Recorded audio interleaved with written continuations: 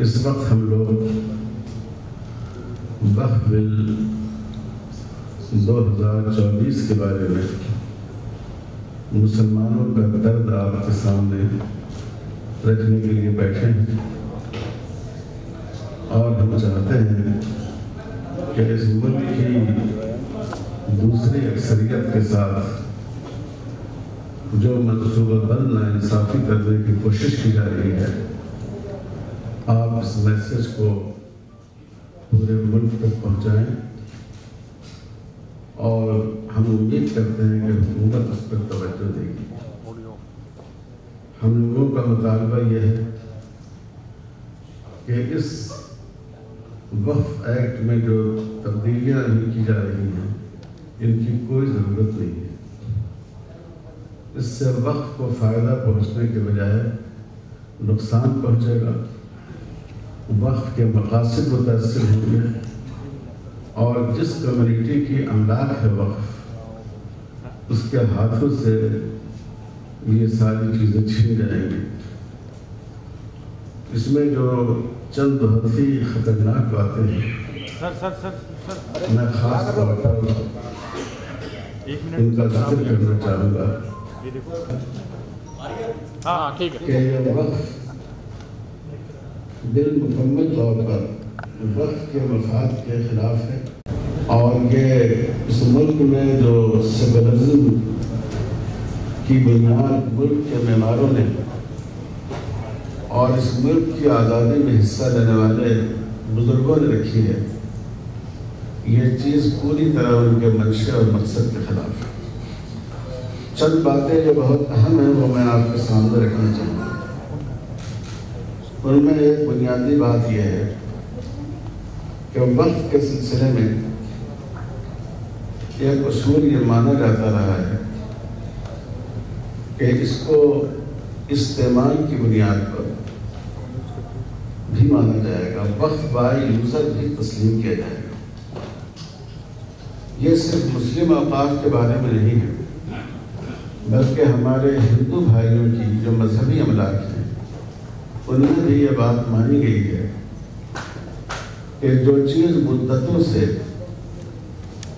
ایک مذہبی پرپس کے لیے تسلیم کی جاتی رہی ہیں، ان کو اس مذہب کے ماننے والے لوگوں کی ملکیت مانا جائے گا۔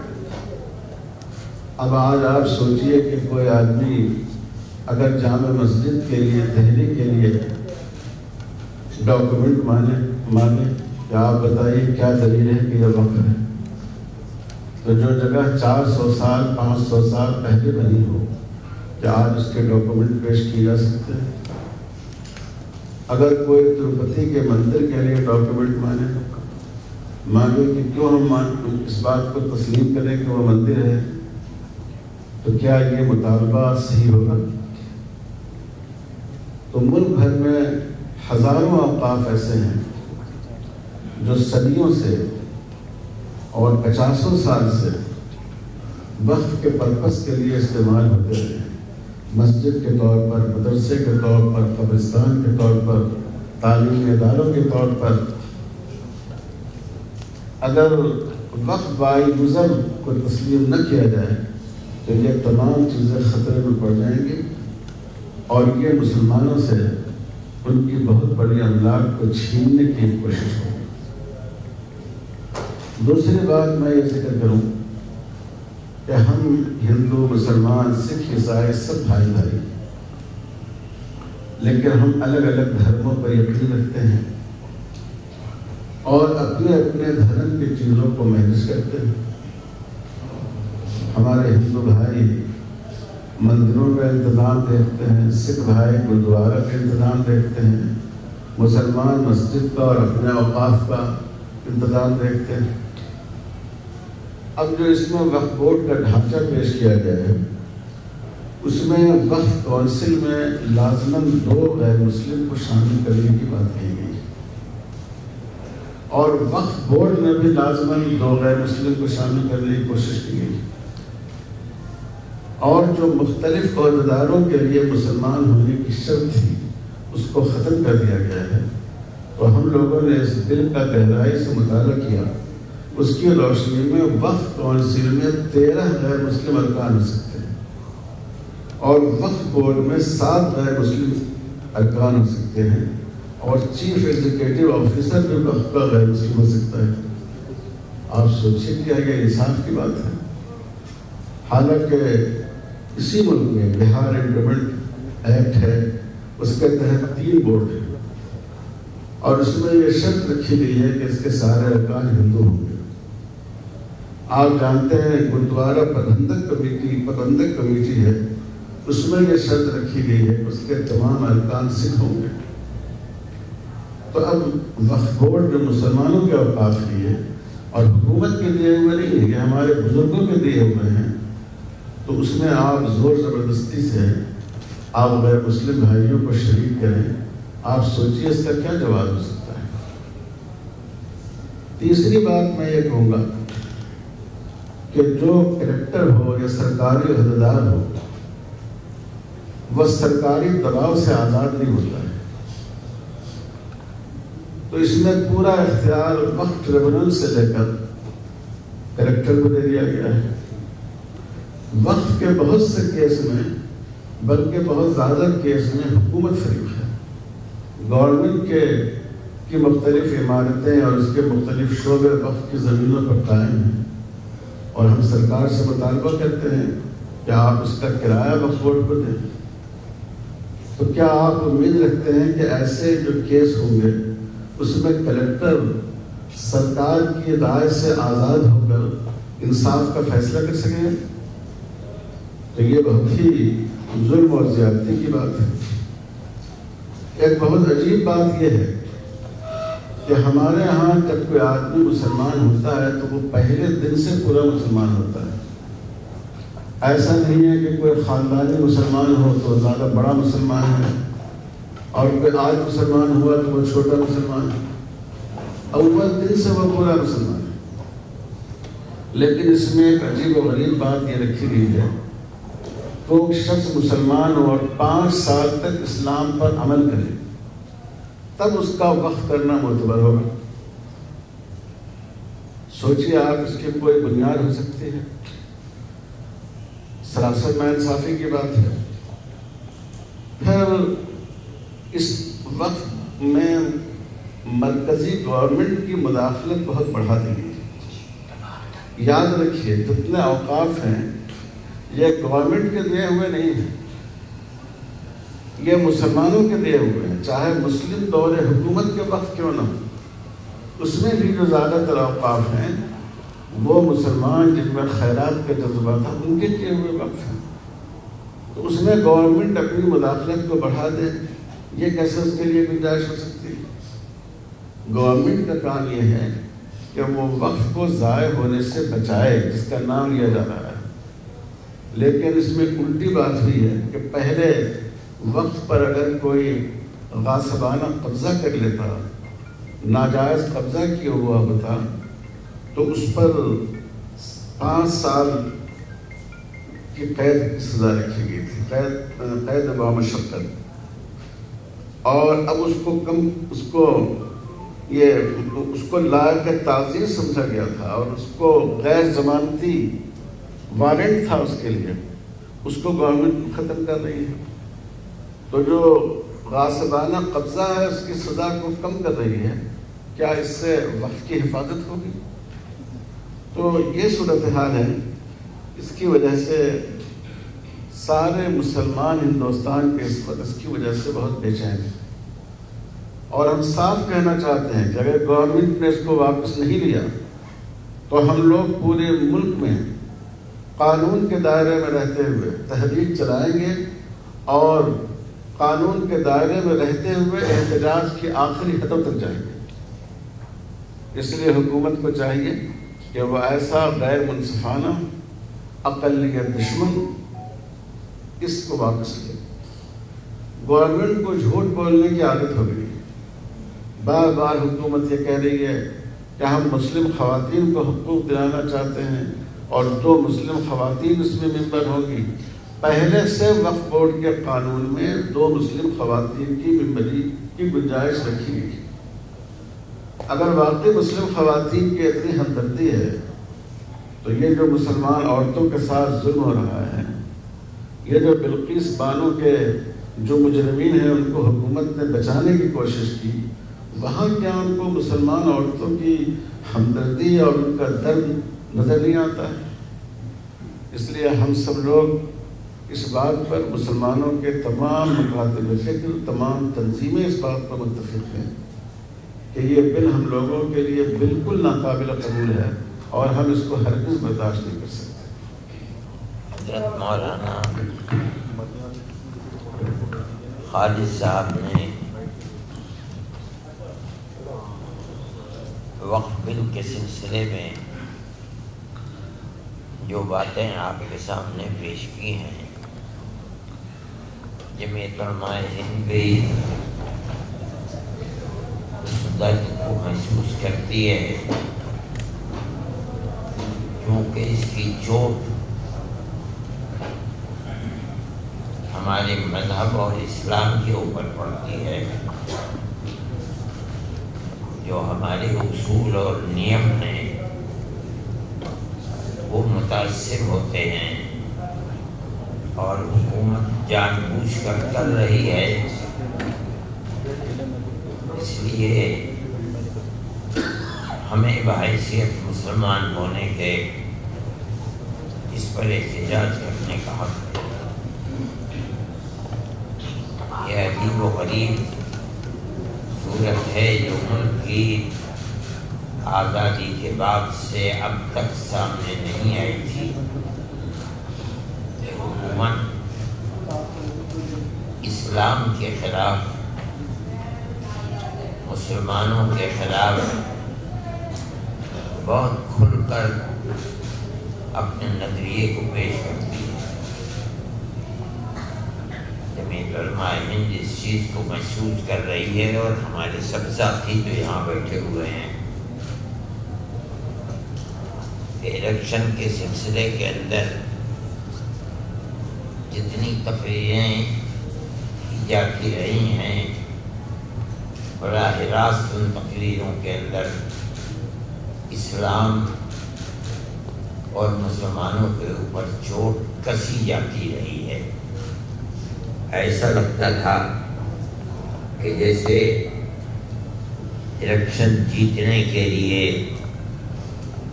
اس طریقے کے موضوع کو چھیڑ کر ہندو اور مسلم کی نفرت کو پیدا کر کے الیکشن کو جیتا جا سکتا ہے۔ اگرچہ ان کا یہ تجربہ ناکام رہا۔ یہ ملک کے اندر تنہا مسلمانوں کا مسئلہ نہیں ہے، اس ملک کے اندر تو ہندو بھی ہے، مسلمان بھی ہے، سکھ بھی ہے، اور اقلیتیں بھی ہیں، اکثریت بھی ہے۔ لیکن جس چیز کو یہ سمجھا گیا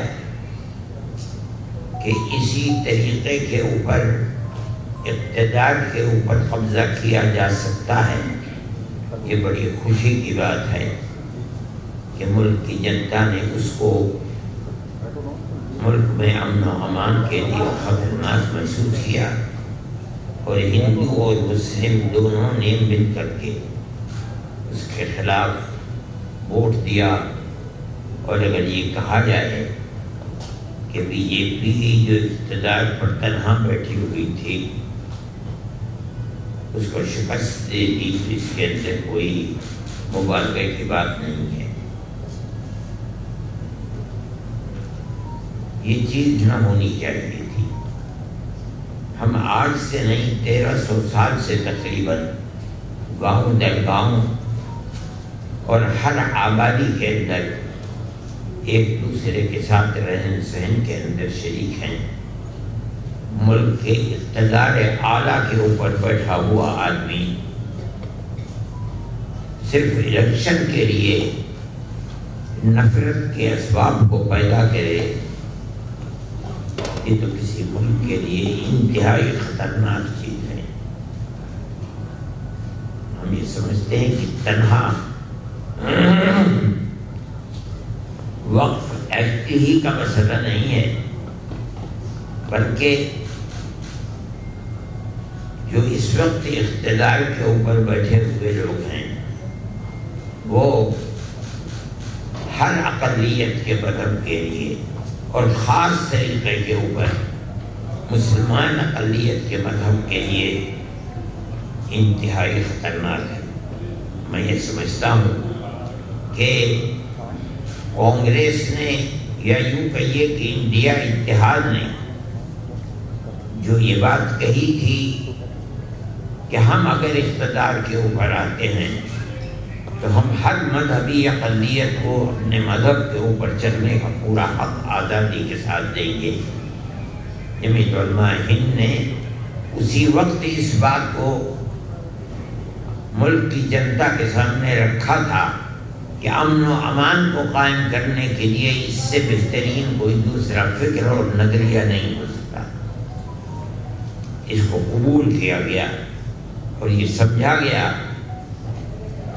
کہ ملک کے اندر بھائی چارگی اور ایک دوسرے کے دکھ اور سکھ کے اندر شرکت کے لیے یہ نظریہ کہ ہر اقلیت اور ہر انسان کو اپنے مذہب کے اوپر زندہ رہنے کا مکمل حق دیا جائے، یہی وہ نظریہ ہے جس سے ملک کے اندر امن و امان قائم ہو سکتا ہے اور ایک دوسرے کے دکھ سکھ کے اندر شریک ہو سکتا ہے۔ مسئلہ صرف وقف کا نہیں ہے، بلکہ مسئلہ یہ ہے کہ دستوری اعتبار سے ہندوستان کے دستور کے اندر جو صورتحال اقلیتوں کو آزادی کی دی گئی ہے اور جن دفعات کو اگر میں کہوں کہ جمعیت علماء نے رکھا ہے، رکھوایا ہے، جواہر لال نہرو اور گاندھی جی کے بار بار اس چیز کا سوال کرتے ہوئے کہ ہم ملک کی آزادی میں 150 سال سے ساتھ ہیں، کھڑے ہوئے ہیں اور ہمارے 50,000 لوگ موت کے گھاٹ اتر چکے ہیں ملک کی غلامی کو دور کرنے کے لیے۔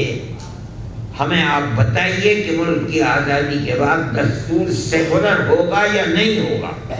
ہمارے پاس وہ دستاویزات موجود ہیں جن کے اندر وہ ہم سے وعدہ کرتے ہیں کہ ملک کی آزادی کے بعد دستور ملک کا سیکولر دستور ہوگا، اور اسی بنیاد کے اوپر دستور کے اندر وہ دفعات رکھی گئی ہیں کہ آزادی کے بعد اقلیت بالکل محفوظ ہوگی، ان کی مسجدیں محفوظ ہوگی، ان کے وقف محفوظ ہوں گے، ان کی امام باڑے محفوظ ہوں گے، ان کے قبرستان محفوظ ہوں گے۔ ایک لمبی لسٹ ہے جس کو پیش کیا گیا ہے۔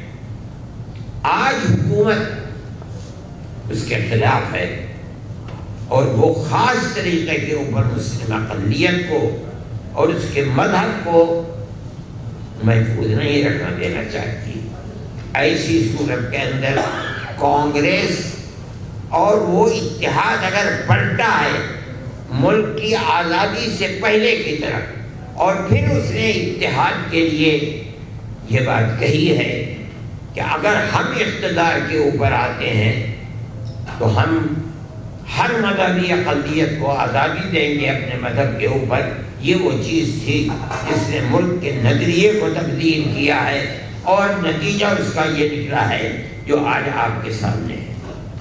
ہم پوری قوت کے ساتھ اس نظریے کی جو گورنمنٹ نے اختیار کر رکھا ہے ہم اس کی مخالفت کرتے ہیں، اور وقف بل کے سلسلے کے اندر مولانا نے جو بات کہی ہے میں مکمل طریقے کے اوپر میں کیا بلکہ ہر مسلمان اور میں سمجھتا ہوں کہ ہر اقلیت اس سلسلے کے اندر ساتھ ساتھ ہے کہ ہر مذہبی اقلیت کو اپنے مذہب کے اوپر چلنے کی آزادی ہونی چاہیے۔ سنو، یہ دو جو اسپیچز ہوئی ہیں اس سے یہ بات کلیئر ہو گئی ہوگی کہ we in totality reject the entire bill which has been presented in the parliament. So now the house is open for question. You can ask the question and all the people, those who are here, they will answer. Yes, madam. Just a minute. Go, madam, यहाँ पे आप खड़ा था. Sir, JPC की पहली meeting थी और आप लोगों का क्या है? आप लोग किसी नेशनल एक्टिविटीज में लाएंगे, पर कमेटी में भी आप लोग जाएंगे, तय करेंगे, कुछ किया है? JPC को लेके आपने क्या क्या बताएंगे? ये सवाल ही कर रही है कि आज पहली मीटिंग हो रही है JPC की, तो उसमें आप जाएंगे या आपने कोई डॉक्यूमेंट तैयार किया है उन तक बात पहुंचा देंगे?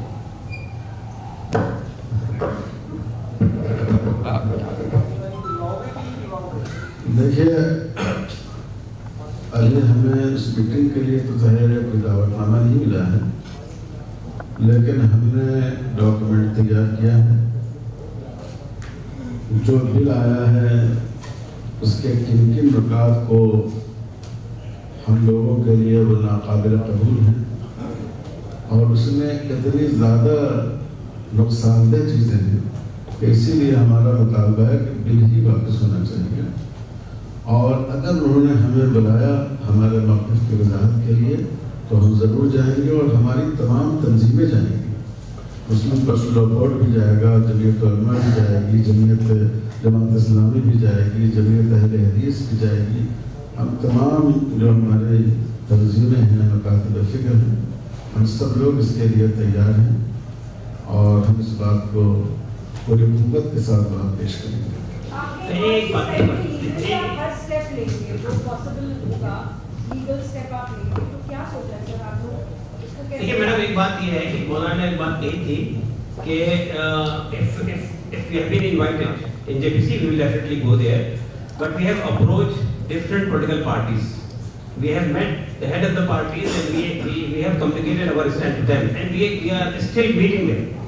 पार्टी से भी क्या बोला? एक मिनट आपका सवाल। जी, मेरा सवाल मदनी साहब से है। मदनी साहब, आपका एक बयान आया था और आपने बयान में ये कहा था कि शरीयत के साथ दखलंदाजी बर्दाश्त नहीं होगी और ये जो सियासी पार्टियां ये मुसलमानों के वोट से जीती हैं, इसमें बहुत सारी पार्टियां हैं, तो उनको चाहिए कि इसका विरोध करें। मैंने कभी ये नहीं कहा कि ये मुसलमानों के वोट से जीती है। या मैं ये कहता हूँ कि जो पार्टियां जीती हैं वो मुस्लिम और गैर मुस्लिम इत्तेहाद की बुनियाद पर जीती। मैं आज भी उस बात को कहता हूँ। तो मेरा आपसे सवाल ये है कि आपको उन पार्टियों से समर्थन मिल रहा है कि नहीं, जो सेकुलर पार्टियां जिनको आप यकीनन मैंने आपसे ये कहा कि सेकुलर पार्टियों के इत्तेहाद ने ये ऐलान किया था कि हम अगर इक़्तिदार में आते हैं तो हम हर मजहबी अक़लियत को अपने मजहब पर आज़ादी के साथ चलने की इजाज़त देंगे। इसका मतलब ये है कि उन्होंने अपने मैनिफेस्टो के अंदर अपनी सियासी नज़रिए को पेश कर दिया। ये मुकम्मल 100% हर अक़लियत के लिए काबिल कबूल है, हमारे लिए भी काबिल कबूल है। इस तरह तफसील से बताइए मैडम।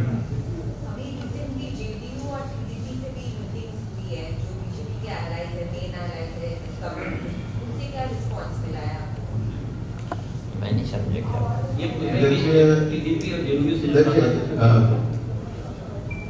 हम लोगों की मुलाकातें मुख्तलिफ अपोजिशन पार्टियों के लीडरों से हुई है। चंद्रबाबू नायडू से भी हुई है, उन्होंने भी यकीन दिलाया है कि हम इस बिल की मुखालफत करेंगे। कल नीतीश कुमार से मुलाकात हुई है, उन्होंने भी यकीन दिलाया है कि हम इसकी मुखालफत करेंगे। तेजस्वी यादव से हुई है, उन्होंने भी यकीन दिलाया है कि हम इसकी मुखालफत करेंगे। उद्धव ठाकरे का बयान अखबार में आ चुका है कि हम वक्त पर हाथ नहीं रखने देंगे गवर्नमेंट को।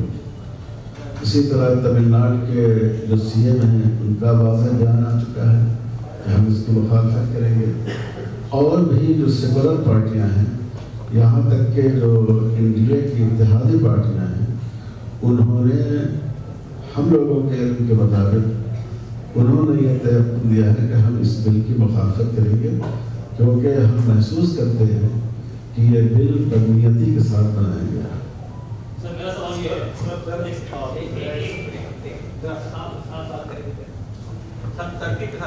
सबको मिलेगा मौका। अजमेर दरगाह से एक प्रेजेंटेशन आया था पार्लियामेंट में, डिमांड किया दरगाह के लिए दरगाह बोर्ड अलग बनाने के लिए, वो भी वक्फ बोर्ड में शामिल करने के लिए, वक्फ बिल में शामिल करने के लिए उन्होंने प्रपोजल दिया। सेंट्रल मिनिस्टर किरण रिजिजू ने उनको अश्योर किया कि हम ये कंसिडर करेंगे। ये इन्होंने समझ गया। हाँ ठीक। देखिए ये जो मौजूदा वक्फ एक्ट है 1995 का, जो finally it has been amended in 2013, this includes Dargah are there, कब्रिस्तान are there, mosques are there, and all the waqf which has been created for charity purpose, it is there. So there is no need for any separate board for dargah. Dargah is already included here. अच्छा एक चीज और एक minute आप sir, मेरा सवाल ये है कि आपने कहा कि हम इस बिल को टोटल रिजेक्ट करते हैं, तो जेपीसी में अप्रोच करने का सवाल क्या था? नहीं, हम अप्रोच नहीं कर रहे हैं, हमको इसकी तकलीफ करने की जरूरत नहीं है। अगर जेपीसी हमसे वजाहत चाहे कि आप इसके बारे में क्या राय रखते हैं तो हम अपनी राय पेश करेंगे। इसी में मैं ऐड कर दूं, और जब बात हुई जब बात जो चेयरमैन थे उन्होंने कहा कि हम जितने भी स्टेट लीडर्स हैं उन सबको बुलाएंगे, उनसे बात करेंगे।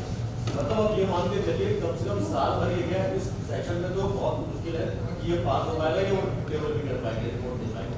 तो आपको लगता है कि इतना वक्त आप लोगों के लिए काफी है और अपने हम जरूर हम अपनी कोशिशें जारी रखेंगे, लेकिन आप लोगों को उनसे पूछना चाहिए कि अब आप सोचते हैं कि हम तमाम लोगों से मशवरा करेंगे, आपने बिल बनाने से पहले क्यों नहीं मशवरा किया?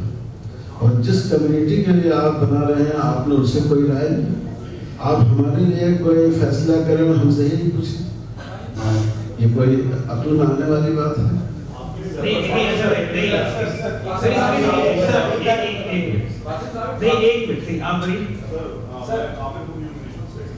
आपने कहा कि हम इस बिल का विरोध करते हैं, ये विरोध किस तरह से होगा? देखिए इससे पहले भी विरोध प्रदर्शन को लेकर के किसान बिल को लेकर के किसानों ने धरना प्रदर्शन किए, हम बॉर्डर पे वो पहुंचे, आपका ये विरोध किस तरह का होगा? देखिए इसके सिलसिले में हम already mention in our press note, जितने लीगल डेमोक्रेटिक ऑप्शंस अवेलेबल है उन सबको हम इस्तेमाल करेंगे। Even if it is needed we will give a call for a all India education.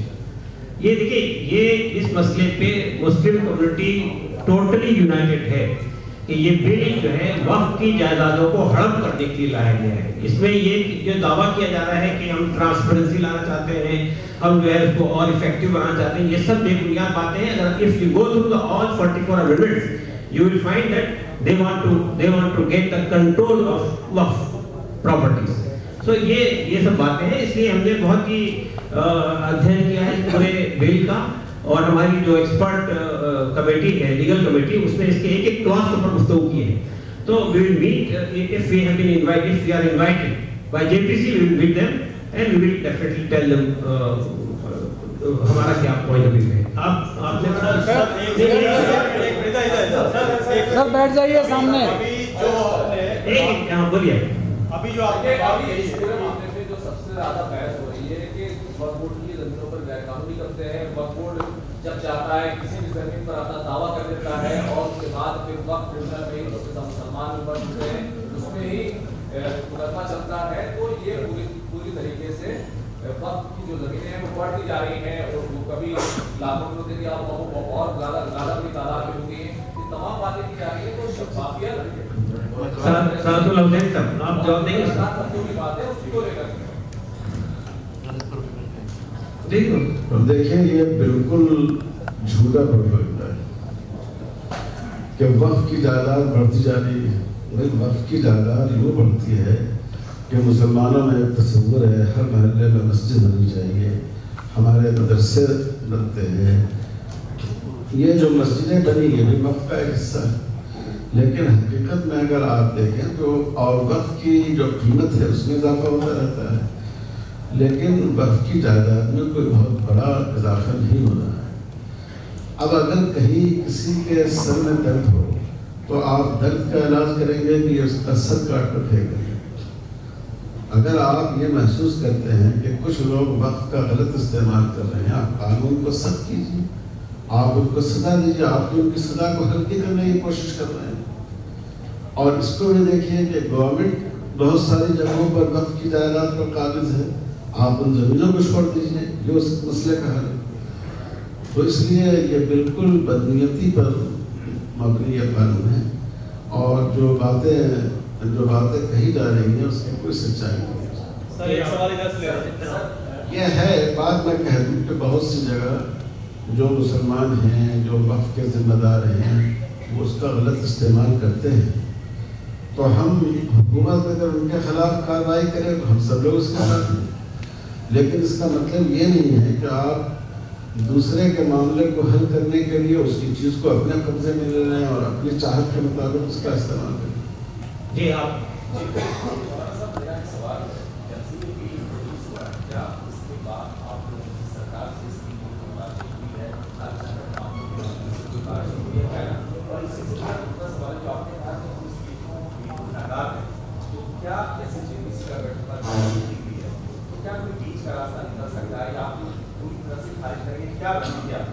دیکھیے ایک بات تو یہ ہے کہ بات اس سے کی جاتی ہے نا جس نے اپنا دروازہ بات چیت کے لیے کھلا رکھا،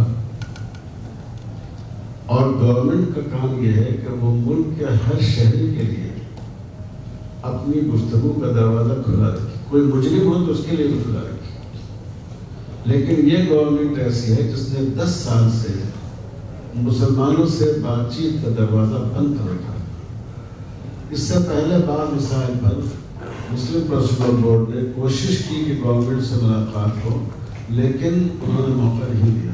یہ اتنی ذمہ دار حکومت ہے کہ وہ اپنے شہریوں سے بات کرنا نہیں چاہتی، تو اب کس سے بات کی جائے؟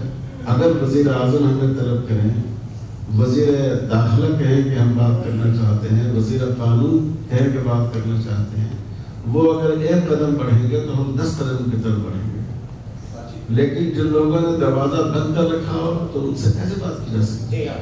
اور ایک منٹ، اور دوسرا پوائنٹ جو تھا آپ کا، کیا بیچ کا کوئی راستہ نکل سکتا ہے؟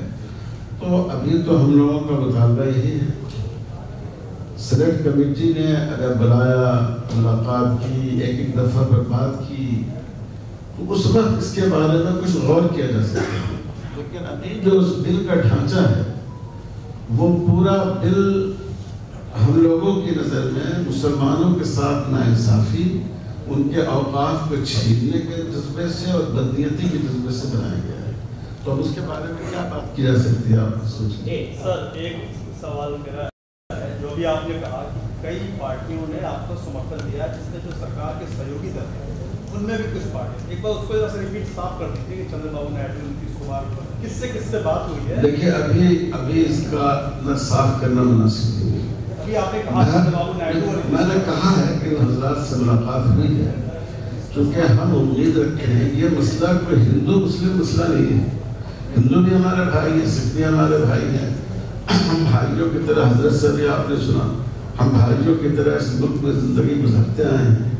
یہ مسئلہ ظلم کا اور انصاف کا ہے، تو ہم تو امید رکھتے ہیں کہ تمام لوگ، یہاں تک کہ بی جے پی کے جو حریف پارٹیاں ہیں، وہ بھی انصاف کے تقاضے کے تحت اور سیکولرزم کے جذبے کے تحت ہمارے موقف کی تائید کریں گے، لیکن ابھی ہم متعین طور پر یہ بات ہم نہیں بتا سکتے۔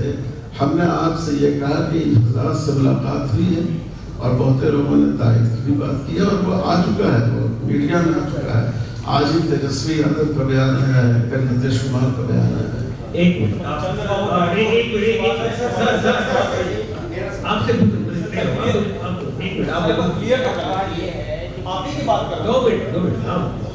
سوال یہ ہے کہ پچھلے 10 سال میں جیسا کہ آپ لوگوں نے جو بات کی، جو اقدامات ہوئے، مسلم مخالف اقدامات ہوئے، تو اس میں سب سے زیادہ قصوروار جو ہے مسلم تنظیم ہے، ان کا جو اپروچ رہا ہے۔ دوسری بات یہ ہے کہ سوال کیا ہے یہ بتائیے نا، سوال کیا ہے؟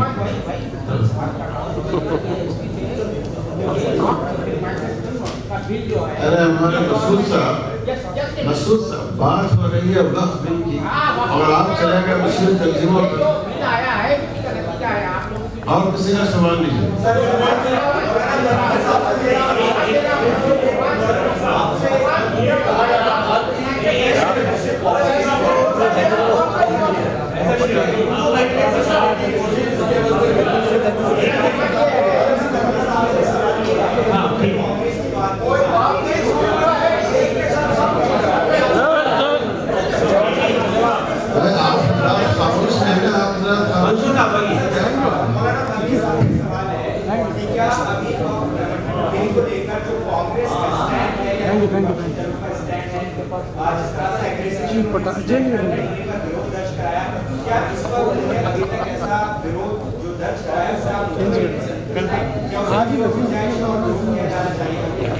हम ये सोच रहे हैं और जिन लोगों से बातचीत हो रही है कि वो अपने उस एजेंडे के ऊपर जो अपने मैनिफेस्टो के अंदर रखा था वो मौजूदा गवर्नमेंट की पॉलिसी के खिलाफ है। जो उन्होंने वादा किया था उस वादे के ऊपर कायम है कि हम हर मजहबी अक़लियत को उसके मजहब के ऊपर चलने की मुकम्मल आज़ादी देंगे।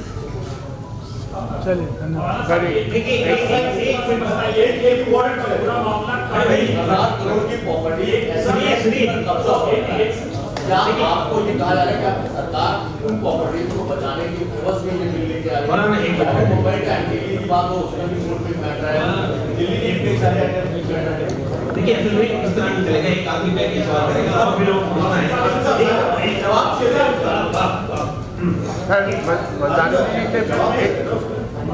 मर्दानी जी से एक सवाल है। दिल्ली में करोड़ों रुपए या अरबों रुपए की संपत्ति वक्फ बोर्ड के पास है, क्या आपके पास इतना डाटा है? क्योंकि होलसेल मार्केट में भी हिंदू उसमें शॉपकीपर है, तो उन पर कितना फर्क पड़ेगा ये बात अलग है। आपके पास पूरा डाटा है, कोई इतना पैसा आप कमा रहे कि किसी एजुकेशन के कोई इंस्टीट्यूट इतने सालों से दिल्ली में या आसपास नहीं खोला?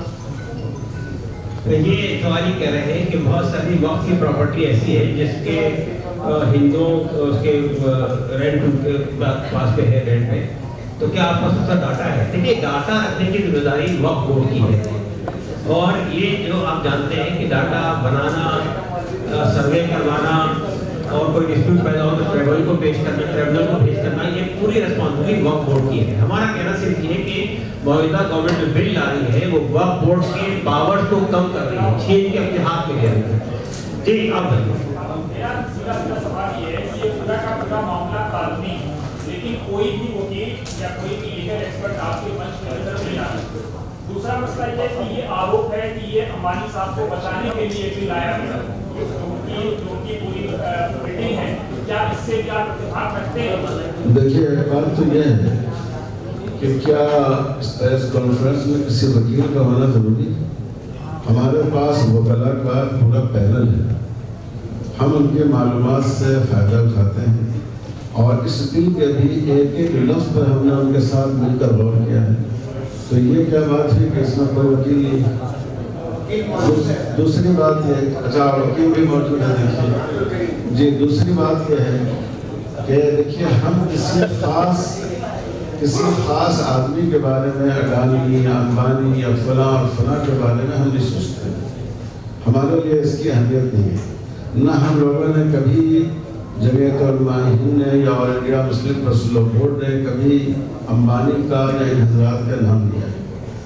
हम तो ये कहते हैं कि चाहे कोई मुसलमान वक्फ की जायदाद पर गलत तौर पर कब्जा किया हुआ हो, कोई हिंदू किया हुआ हो, कोई सिख किया हुआ हो, कोई बड़ा ताजिर किया हुआ, सब गलत है। गवर्नमेंट को बजाय इसलिए कि उनके कब्जे को वो दुरुस्त करार देने की कोशिश करें, उसके बजाय आपको चाहिए कि इंसाफ करते हुए वक्त की जायदाद वक्त बोर्ड को वापस करें।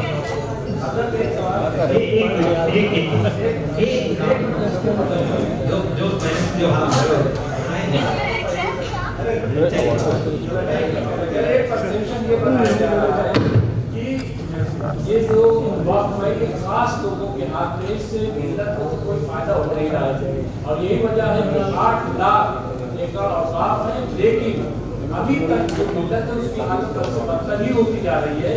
तो हम जो है खास लोगों से लेकर के आम लोगों में ये परसेप्शन है, कैसे आप बताएंगे कि इससे मिल्लत का ही फायदा हो रहा है, कैसे डिफाइन करेंगे? ये बयान करना कि औकाफ से मिल्लत को फ़ायदा नहीं हो रहा है, मेरे ख्याल में ये बात सही नहीं है।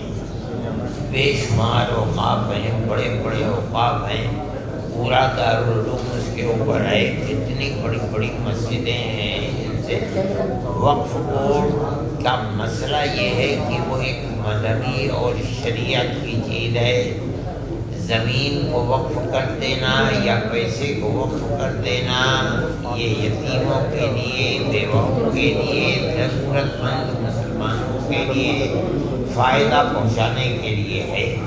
جتنی مسجدیں آباد ہیں، جتنے مدرسے آباد ہیں، اور وہ کتنے گننا مشکل ہے، یہ سب اوقاف ہے، لیکن ہمارے ملکوں نے جن اوقاف کو پیش کیا ہے وہ ہندوستان کے اندر ہزاروں کروڑ بگھے زمینیں ہیں، ایکڑ زمینیں ہیں۔ ہم یہ کہتے ہیں، ہمیں آج تو یہ ہو رہا ہے کہ گورنمنٹ ان زمینوں کے اوپر قبضہ کرتی ہے۔ یا میں مسجد نبی کو کہتا ہوں کہ مسجد نبی کے مشرق کے صرف کے اندر جس کے اوپر پولیس کا ایک بارڈر بنا ہوا ہے اس کے پیچھے یہ تمام زمین وقفی زمین ہے۔ آپ اگر ملک کے اندر بڑے بڑے ہوائی اڈے ہیں جو وقفی زمینوں کے اوپر بنے ہوئے ہیں اور گورنمنٹ نے ان کے اوپر قبضہ کر رکھا ہے، یہ دوسرا مسئلہ ہے۔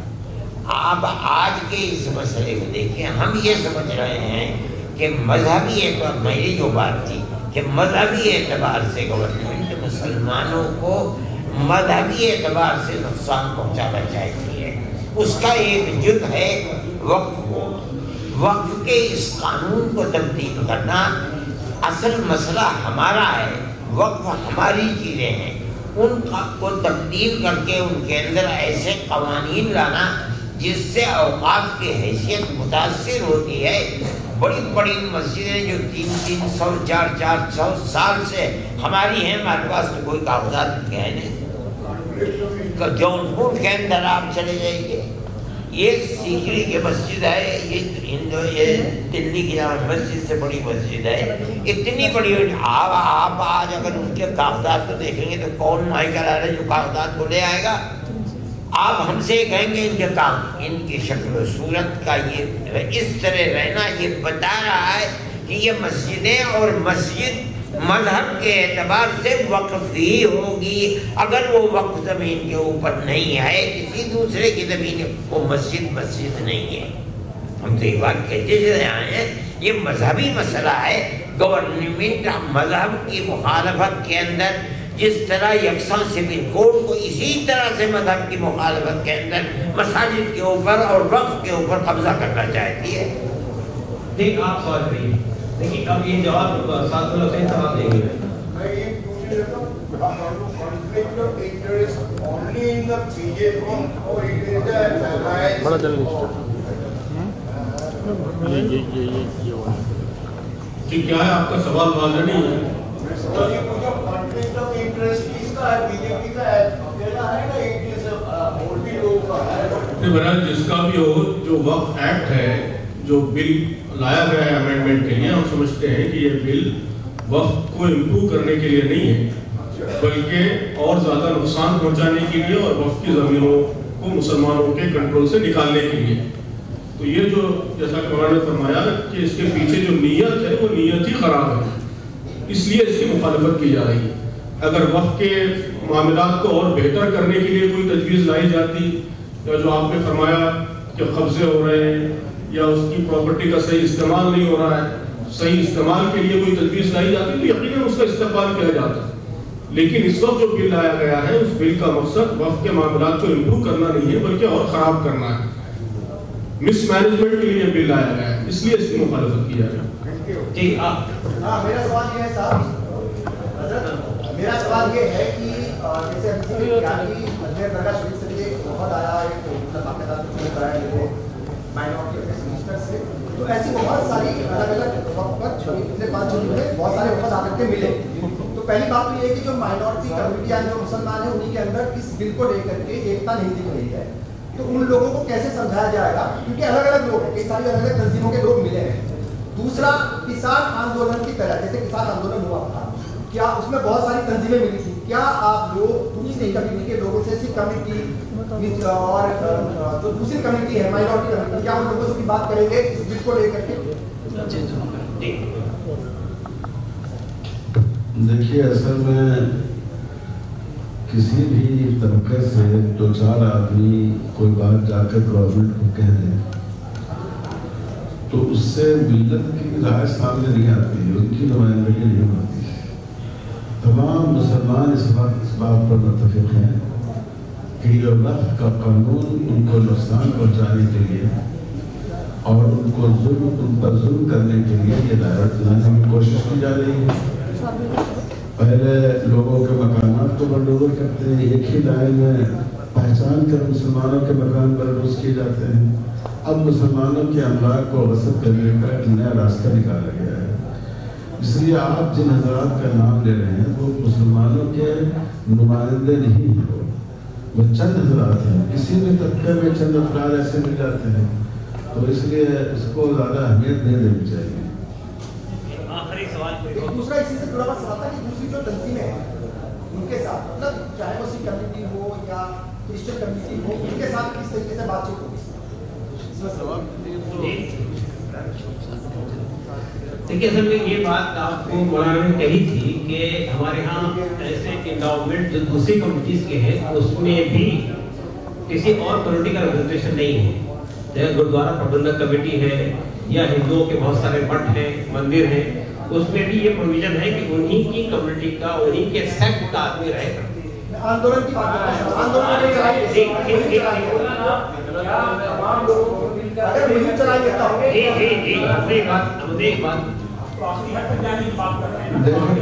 बिल्कुल। देखिए, आखिरी हद हम अभी क्या बताएं, हमने आपसे कहा कि कानून के दायरे में रहते हुए जितनी कोशिशें हो सकती हैं वो हम जरूर करेंगे। अब ऐसी बातें हम कबल अज़मत कैसे कहें? जब ये बात ठहर जाएगी, जब हम इस मसले में हम अभी अपोजिशन लीडरों से मिल रहे हैं, हम सेलेक्ट कमेटी में अगर ज़रूरत पड़ी तो वहाँ हम अपना मामला पेश करेंगे अगर उन्होंने बुलाया। अगर कोई रास्ता नहीं मिला तो फिर हम गौर करेंगे कि हमें क्या करना है। और हम दूसरी अक़लियतों से भी रब्ते में हैं।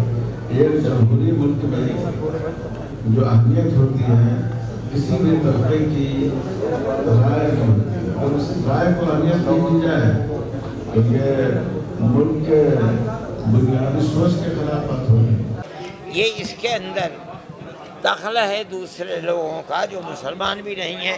इतने हमें यकीन है कि वाकिफ़ की मंशा और उसके ख्वाहिश के मुताबिक वक्फ का इस्तेमाल नहीं किया जाता। जमीन छीनने की साजिश है मुसलमानों की सरकार। जमीन नहीं, मस्जिदें भी छीनने की, मदरसे भी छीनने की, जमीनें भी छीनने की, हर चीज़ को छीनने बस एक सवाल आपसे ये है, हो गया मैंने सवाल दे एक सवाल ये है कि ये जो मुहिम आप चला रहे हैं आप लोग,